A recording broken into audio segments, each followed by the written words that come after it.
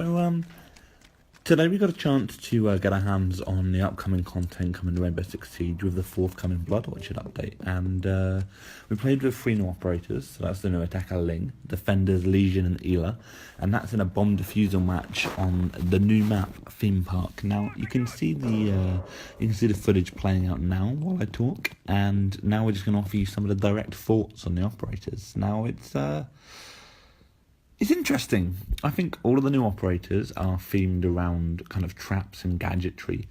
And while the game that you're seeing now is my first, I also got to play them a little bit more in a queue jump. So I didn't just play them in a 4 versus 4. Now, let's start with Ela, who you should see on screen now. Ela is the Polish Grom operator. She's a defender, and she's a 3-speed 1-armor operator. Now, she's got a Scorpion Evo SMG, which is a complete beast. First time I fired it, I got a double kill. And she's also got the Silent 612 shotgun. Now, I mean, what Ela does primarily is she runs around the place flanking. Now, her weapons are very, very powerful up close. But she also has a gadget, which are concussion mines. So these are mines that are non-lethal, and they can be hidden around the place, tossed at walls and floors. And what they do is they leave like a little stick out of them with a glowing dart on it. So if you see that, you can avoid it. But if not, it'll detonate, and then there's an explosion that, again, doesn't do any damage, but it will slow them down. And it also messes with their view in a similar way to Echo's drone back from the Japanese update. And that means that you can actually throw these mines around the place to cover your flanks, you know? So as you are charging in on people, you can cover all your flanks with this mine, and then if someone kind of tries to outflank you, or they rotate to defend against your flank, you could make it much easier for yourself to clean up. And I think this is a really powerful thing, because at least for Pro League, she's going to be played anyway, because she's a 3-1 operator, so she's 3-speed 1-armor, and they see a lot of play professionally. But it also means that she can actually defend herself while she's out roaming. So I see her being played as a slayer, so that basically means she'll be running around the place killing as many people as possible. And I feel like she, at least, was the one that immediately clicked for me. Now, Ling, the new attacker, is 2-speed 2-armor, and she's an operator. She has a lot of firepower, so she brings the T95 LSW, so that's a light machine gun, and it's quite controllable because it's a bullpup, and that means it's got manageable recoil, and it's got masses of ammo, so you can use this to literally shred walls. Now, she's actually the only attacker added to the party with this, and she also has the 612 shotgun, which every operator has, although hers is not silenced. And I mean, both of her weapons are very loud, but that doesn't make any difference, because her gadget is a trio of devices called the Candela devices. Now, a Candela is a ball filled with flashbangs, basically, and you can use it to blind everyone around you.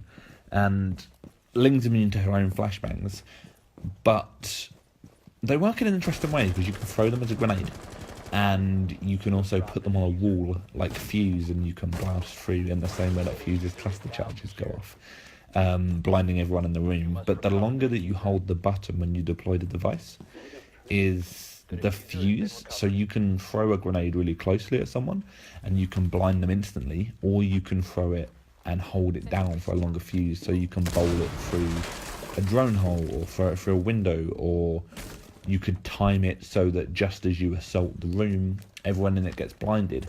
I think it'll take a little bit of work for people to work out the exact optimal way to use her, but I also think that she has some of the most powerful potential. I mean, when pro players get hold of her, there's a chance that they could quickly work out how to get her flash to go off exactly as they enter a room, and it's much easier to shoot a room full of blind people. Now, this is interesting because she could prove very, very popular in a lot of Rainbow Six Siege's hostage situations, because in a hostage, Fuse is always popular because they're reinforced in a room. The problem is that if you use Fuse on the actual hostage room, you'll kill the hostage, whereas in this case, because it's entirely not damaging, there's more of an option there. Now, the third operator is Lesion. Now, Lesion has, he's got the 612 SD. You should be familiar with that by now. Everyone's got that, everyone has that shotgun. And he's also a 2-2 operator, but he has a T5 SMG, which honestly felt a lot weaker than Ela's Scorpion Evo. And I think that's because Lesion's gadget is very powerful. Lesion has these things called goo mines, and they're basically cloaked caltrops. You can toss them on the floor, and they're invisible pretty much unless you've bought IQ, which is another buff for IQ. Players that step on the goo mine, they are unable to run, and they're stricken with motion altering effects. And that basically means, like, you start tilting again like Echo's drone, you can't run, and also you get a damage over time effect. So you can actually stop all of these effects, but you have to pull the caltrop out yourself. And that means that you need to obey an on-screen button prompt. So what you do is you hold down F and you pull it out of yourself. But while you're doing that, your gun is down. You cannot defend yourself. And you can't run off anywhere safe to do it because you can't run. So while players can push on with those disorientating effects, I think in reality... Oh, I'm losing my voice, but we can blame this on Gamescom, right? I think in reality... that you're going to need to immediately take care of this issue. Now, effects that disorientate players are really powerful in Siege because a lot of the battles, especially as we get to a higher tier level of play, they're won by whoever lands the first headshot or whoever can put a burst accurately into the other player.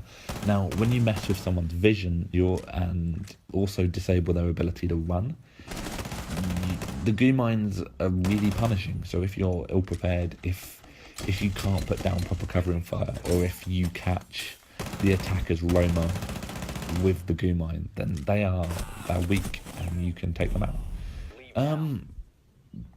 I mean, you've seen footage now. This is the new map, Theme Park. Now, it has the same problem as many of Rainbow Six Siege's new maps, is it's too complicated to learn up front, so a press preview is very difficult. Some general thoughts is that the map wasn't that interesting. There are occasional bits of like fairground scenery and paraphernalia, but it feels like a fight in a warehouse. It's a series of small rooms, they're tied together with destructible surfaces, and I think with some familiarity that the structure will start to reveal itself. I mean, I had a lot of issue with Border when it first came out because it was quite a confusing 2-level map.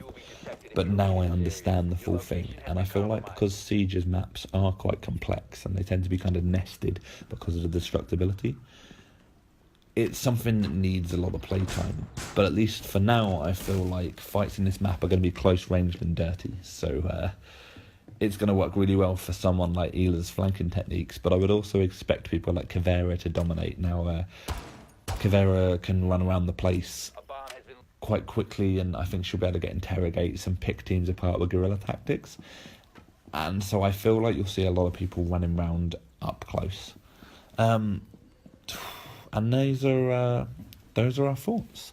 So thanks for watching. I guess you could like and subscribe, but just enjoy our Gamescom coverage. Cheers.